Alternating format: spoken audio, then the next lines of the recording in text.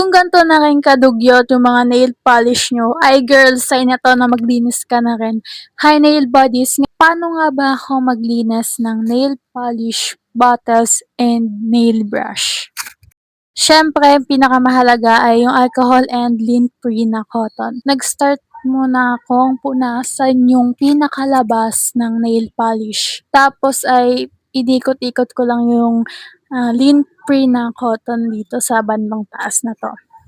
Ayun lang, ulitin niyo lang yung paglilinis. Gano'n lang ako maglinis ng nail polish ng bottles ko. Ang lagkit na kasi niyang hawakan kaya nag-decide na din ako na kailangan ko na talagang maglinis ng mga nail polish ko.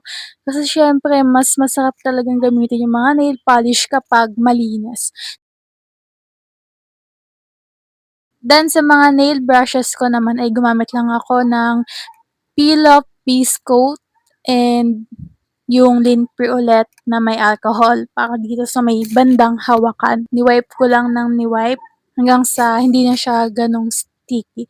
Kasi minsan 'di ba hindi naman maiwasan yung mga nagkakalat-kalat na nail polish. Gumamit naman ako ng base coat para matanggal yung mga nail polish na natitira. Maganda talaga na after mong gamitin is linisin mo na, 'di na siya ganong tumitigas, 'di ba?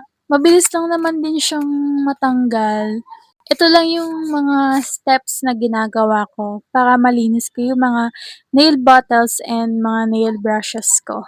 'Wag mo na rin akong kalimutang i-follow dahil pipili ako ng random follower na mabibigyan ng handmade press on nails. Yun lang!